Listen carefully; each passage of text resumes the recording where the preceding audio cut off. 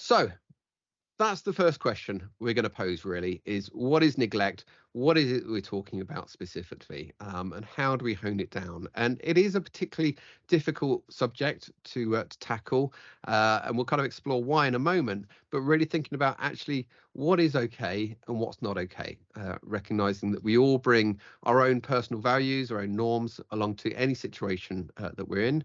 And the challenge is sometimes of identifying actually, yeah, where does that line sit? What is okay, what's not okay for children and young people.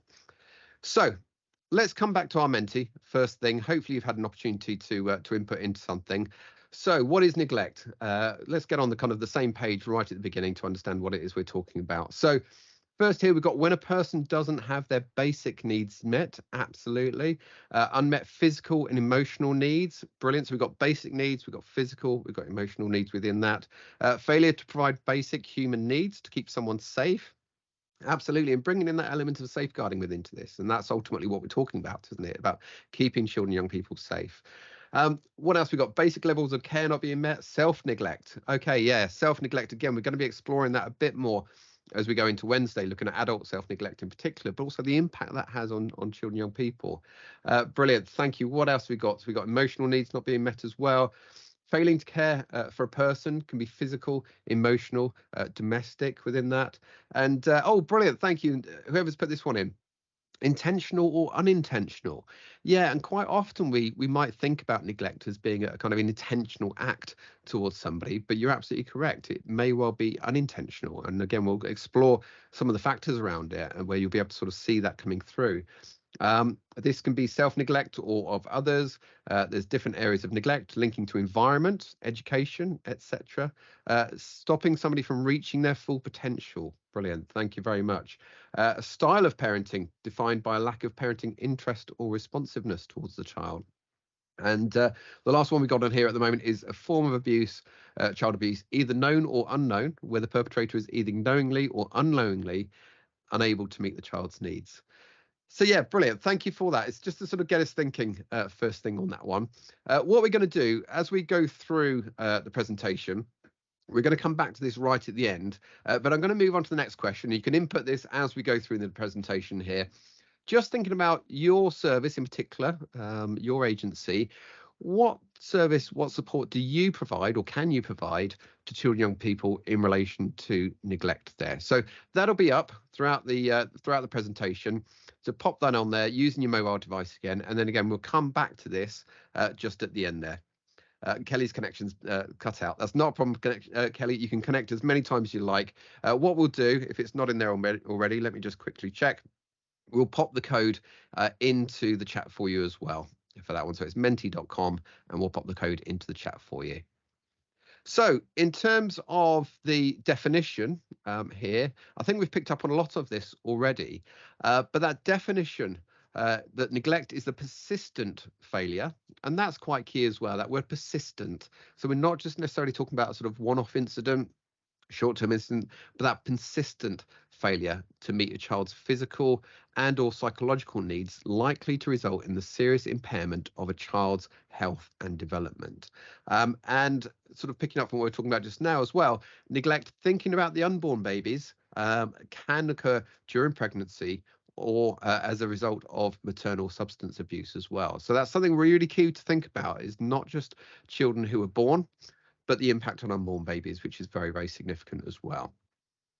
So these kind of definitions come under the legal framework, of course, of the Children Act, the primary piece of legislation that underpins everything that we do, but also very much picked up as a key theme within working together to safeguard children. In 2018 was the last update of that one. So that's just really sort of setting the scenes about sort of what we're working under and what we're kind of looking at in terms of those definitions, in terms of that work we do with children and young people and thinking about neglect there. So let's start honing it down a little bit. And we want to think about sort of look at the sort of the legal categories of neglect here. So these are physical neglect. Again, we've picked up on that in the Menti straight away there, that failure to provide those basic needs, such as food, clothing, shelter, medical care as well within that as well. Thinking about emotional neglect, which again was picked up in that Mentee right at the start there, that failure to provide that love, that support, that nurturing, but also ignoring and kind of dismissing a child's emotional expression and consistently failing to provide attention or affection. Um, Also, educational neglect. As that kind of legal category of neglect there. So failure to access appropriate education for a child, which can include chronic truancy, not enrolling a school on a child in a school role, sorry, or not providing those necessary educational resources and support. And there's been a lot of emphasis placed on this by the government in the last year or more. For schools, we have the working together to improve school attendance. We had the update to keeping children safe in education, which just came out a couple of weeks ago now, really emphasising the impact of non-school attendance there. And then finally, medical neglect, a really key area here, particularly when we think about some of the vulnerabilities, which we're going to explore in a moment. But thinking about children with special educational needs and disabilities there, and failure to provide that basic medical care or treatment for a child's physical or mental health needs. And again, thinking about the mental health needs as well, very clearly defined in the update that took place to working together in 2020. And that definition of safeguarding now for the first time, including mental health within that. So those are the kind of formal categories of neglect. However, we do need to kind of think broader than that as well. So these are just some of the areas we need to consider alongside that. So we've got lack of supervision to begin with, but also affluent neglect. And quite often when we think about neglect, we tend to kind of naturally think about, have that unconscious bias of maybe families living in poverty, very, very poor housing conditions, for example, children being unfed, very dirty households. But actually, affluent neglect is a really, really key area that's often overlooked. And what we're talking about there, if you're not familiar with that term, are quite often families who are very affluent. Children may have all their material goods provided for, but quite often, sort of in terms of affluent neglect, missing out on that kind of emotional support that's so, so key there. Nutritional neglect as well. So again, going back to those kind of those formal categories, those basic care needs within that, but failing to provide nutrition for a child. So we might be thinking about a child who is perhaps very undernourished or lacking in specific vitamins and minerals, for example. But also we could have a child who has a very, very poor diet, who's fed a lot of junk food, who may be morbidly obese, for example, and that failure to meet those basic needs within that. We mentioned unborn neglect as well. It defines it within the Children Act, within working together, particularly in relation to maternal drug and alcohol use there. But we do need to think about that unborn baby and the impact on that unborn baby of maternal kind of lifestyles in particular there. And the other area that we're really keen to highlight is thinking about adolescent neglect. Now, this is an area quite often we tend to overlook a little bit. We tend to sort of have a risk sometimes, I think, of mitigating neglect towards older teenagers. It was certainly highlighted in a review that took place by the NSPCC back in 2020. And quite often there's a risk where we can think, well, it's not brilliant, but at least they're old enough to take themselves out of that situation. And what the NSPCC review really highlighted is often children living in lower level neglectful situations, and that neglect really escalating as they get into their teenage years. Quite often that feeling of, well, they're old enough to look after themselves now. Or, okay, it's not brilliant, but they can take themselves around to their friends. They can go and stay with their friends for a while. So these are areas we really need to consider as well. We need to think about some of the children, young people we may be working with and where they might sort of fit into this. So in terms of the national picture, we wanted to kind of look at this initially. And I'm going to sort of provide a small caveat to this at the beginning here, in that statistics around neglect are very, very difficult to come by. We can, of course, look at some clear statistics in terms of the number of children on child protection plans, for example, under the category of neglect. But what we know is that only provides a very, very small picture.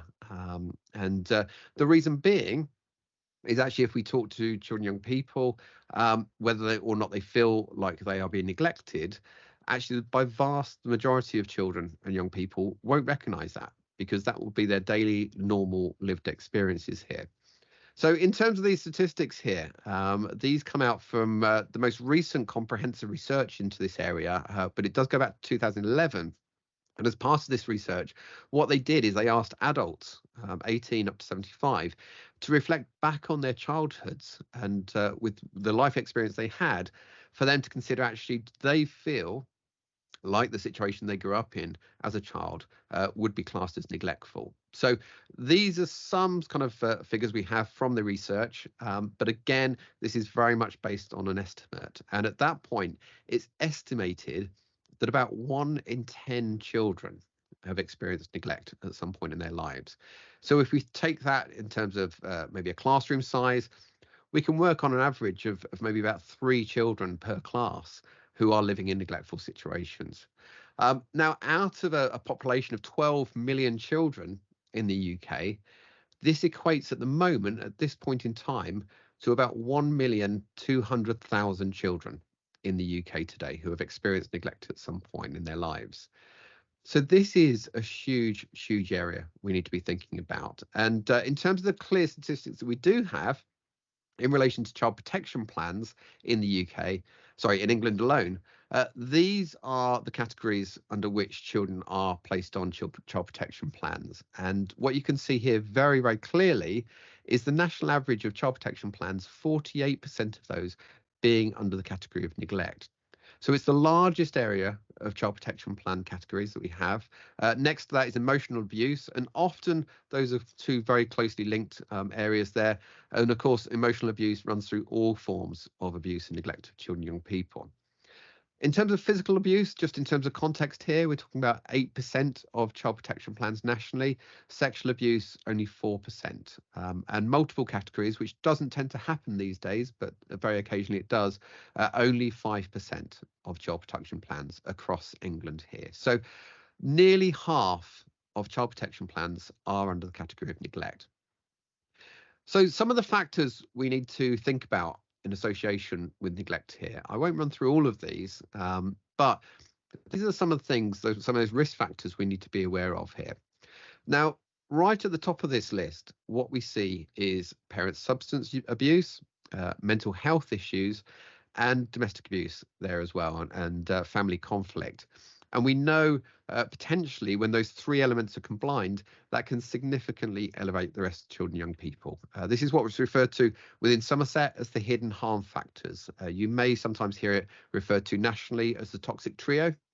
That's a terminology that's kind of moved away from within Somerset over the last few years, recognising actually these are real vulnerabilities for parents that we need to support there, rather than sort of having that blame language associated with toxic trio. But we do know those 3 categories combined can significantly elevate the risk to children and young people.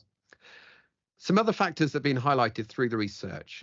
One is about having limited access to resources and support services, contributing to neglect. And when we think about Somerset specifically, we know Somerset is a very vast county, huge variations in terms of population area.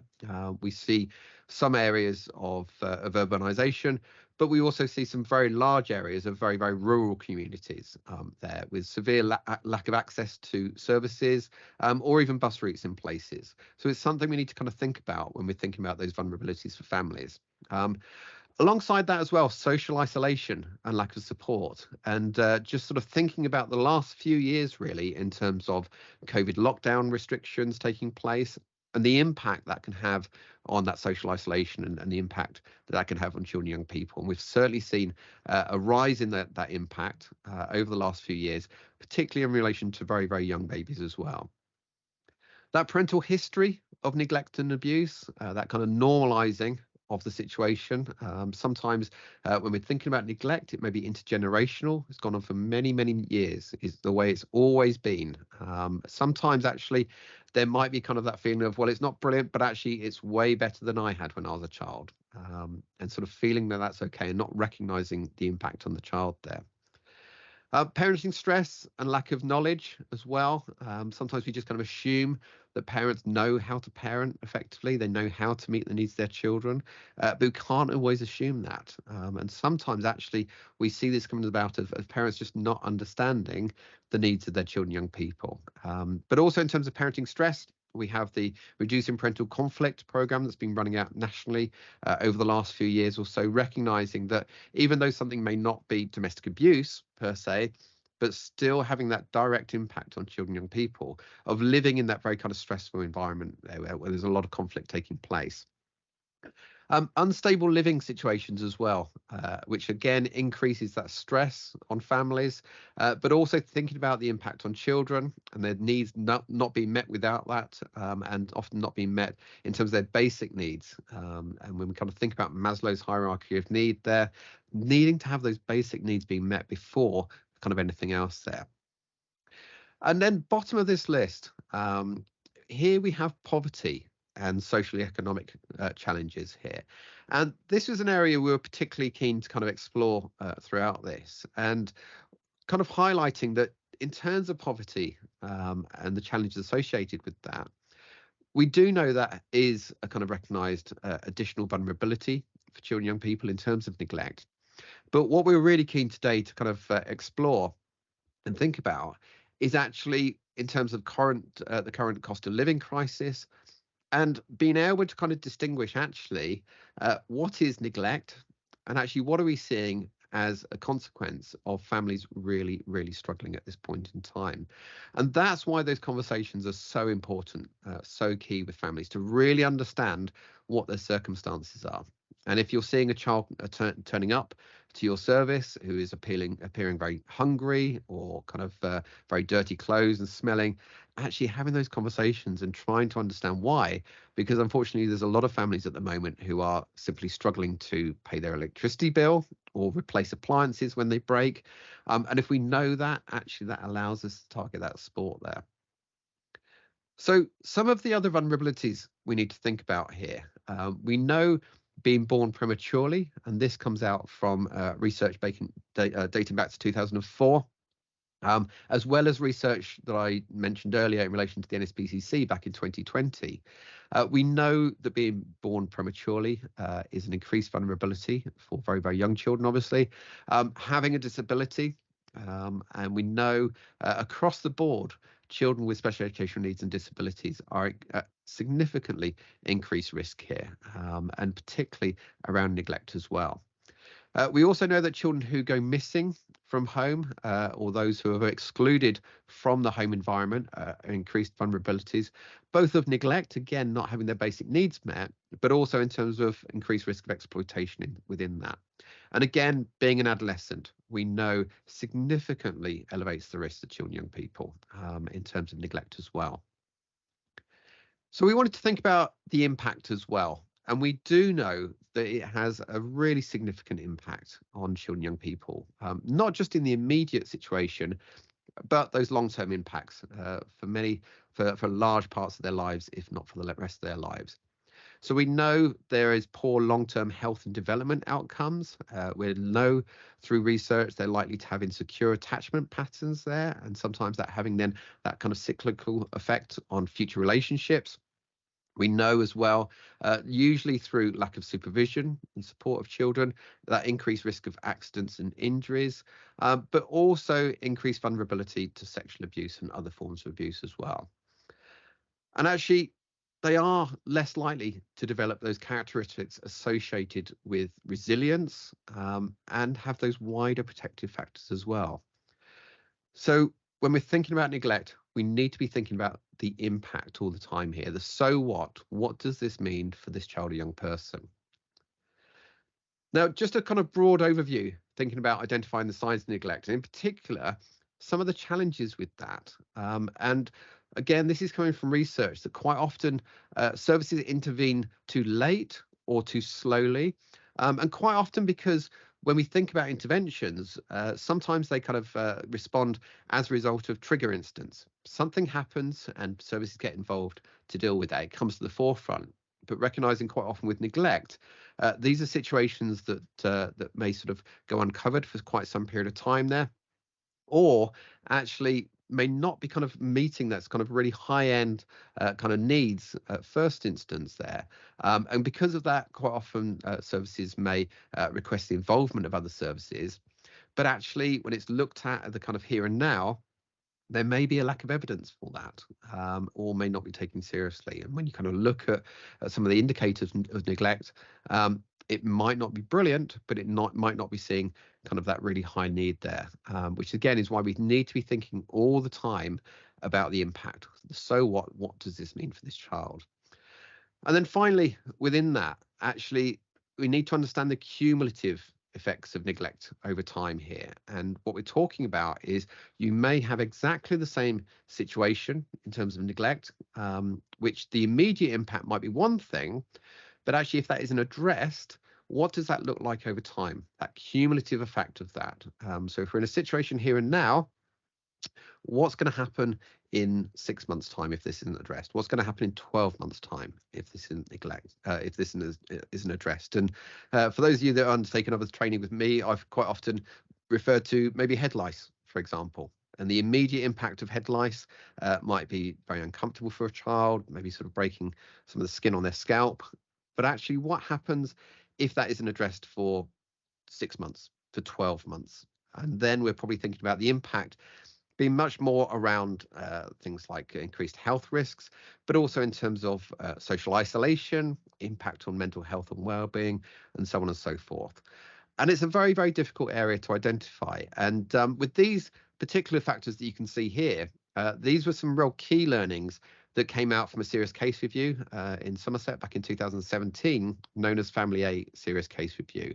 And at that point, 3 children experienced really chronic neglect over a 15-year time period. And the factors you can see here all played a really key part within that. So we need to think about all these elements here, and we need to recognise that this is a difficult and challenging area. Particularly difficult sometimes to identify that line, like I mentioned earlier, about what's okay, not what's not okay. But how do we really hone it down? How do we really assess where we're thinking about neglect there? So one thing we just wanted to highlight to you, and hopefully you're aware of this already, but if not, we had as a result of that, the what is now the Family Strengths and Needs Toolkit developed. You may have known it under its previous guise of the Neglect Toolkit. We did lots of work around it going back a couple of years now, where practitioners were expressing to us that they felt it was a really helpful tool, but the title of it and the language within it really created some barriers to working with families. So we remodeled it into the Family Strengths and Needs Toolkit, very much a strength-based approach. We'll pop in the chat for you in just a second. The link, you can find that on the SSCP website. But this is one of the key tools, key resources to come back to when we're thinking about neglect, because often it can feel quite sort of overwhelming and actually very difficult sometimes to really hone it down to what are the areas we need to really focus and think about. So in terms of the Family Strengths and Needs Toolkit, if you've not used it before, it's broken down into some broad categories such as physical care, safety and supervision, and so on and so forth. But also one of the elements within it is thinking about parental capacity to change. And that's an area we particularly enhanced at the last update of it. Thinking about actually, are parents aware of those needs? Are they trying to make changes? Are struggling? What are those sort of barriers to achieving these aims here? And actually, is it that a parent is trying really, really hard to make these changes and struggling to sustain that change? So just for your reference here, in relation to some of the Somerset specific resources we have here, if you go to the SSCP website, you'll find lots of information around neglect on here, as well as the link to the Family Strengths and Needs Toolkit itself. And what you'll find on there as well is the summary page on there where you can go down through those descriptors and mark where you feel those needs are. But also getting thinking about the impact, the evidence, the so what, thinking about the parental view on this, because this is a tool to engage with families, to have those conversations. But also, really importantly, capturing the child's voice within this. So what does this mean for this child? Now, again, just to highlight to you, you can also reach that resource directly through the resources here. So if you hover over this top button here, they pop up instantly for you, and you can find the link to the Family Strengths and Needs Toolkit. The other thing that we're wanting to highlight to people at the moment as well is that we have 3 new interactive tools to be able to use. And this really came out from feedback from practitioners who were saying actually we need quite a diverse way to kind of be able to access the information as and when we need it. So we've now developed 3 interactive tools. One is the effective support for children and families document, the overarching tool to think about the broad needs of children and young people, but specifically the family strengths and needs toolkit here, and really honing down that assessment in terms of neglect. So if you've not used this before, it's exactly the same information as you'll find in the PDF version, which is still available. You can click on the information buttons there for those descriptors that you'll see within the document, and select those options as you go down through. And then if you want to, you can then download a PDF which will provide that summary sheet completed for you within that to be able to upload to your systems. You can also, if you want to, you can save that. It will save it into your web browser. It'll only be accessible by yourself there, but then you can go back and load it at another time should you want to, because sometimes these things take a few sessions with families to really go through. So we are going to come back. We are going to highlight some of the information and resources available to you in Somerset, but one of the key bits we wanted to refer you to is the Family Strengths and Needs Toolkit here. And I say you should always be using this to come back to all the time, thinking about those needs of children and young people. So that's the kind of broad overview for you. Just a last couple of things. I'm going to come back to our Menti here in just a moment, thinking about actually what services can you or do you provide for children and young people. Thank you very much for those who've inputted into this. Again, we will leave this running in the background, so if you wanted to add anything to it as we go through, please do. So let's have a little look here. So how to get support, that sort of signposting, that linking in with other agencies, education, for somebody from education here, follow up in terms of ensuring health needs are met and referring to children's social care if appropriate at that time. Again, referring to services who can help with parenting, education, mental health support, working along drug and alcohol services there, referring to baby bank and antenatal education as well. Yeah, brilliant. Thank you. And again, when we think about services available, there is quite a lot out there. And when we need to think about sort of assessing those needs of families using the Family Strengths and Needs Toolkit, it may well highlight that actually the family need support from citizen advice, for example, to think about debt support or budgeting, finance, making sure they're kind of receiving all the support they're entitled to. Brilliant. So we've got investigation of criminal neglect here, joint visits with social services, safeguarding strategies, removal of neglected children if that threshold is met, and attendance at family courts as well. Thank you. I'll just pick out another couple more of here. Lovely, thank you. So somebody providing nurture breakfast, free snacks and access to food, shower facilities, parent family supporter advisor, food bank, housing support, parents groups. Brilliant, thank you. Yes, so thinking really broadly. And I know there was a lot of work that took place through schools and health visitors, particularly during the pandemic period, where food parcels were being delivered, not just to an individual child sometimes, but to the whole family, recognising the struggles that they were having. So thank you for that. And I'll just see if we've got anything else here. Brilliant, thank you. So the household fund applications for families. This is going to be something we're picking up later on in this week as well. If you're not familiar with that, do join us for another one of the webinars here. And again, families struggling to pay bills. So thank you very much for that. Sorry I couldn't get to all of those. There's quite a few in there. But again, if you've got anything you wanted to highlight within that from your service, do please add it in as we go through, because we really want to hear from you and sort of capture that and capture the support that is available.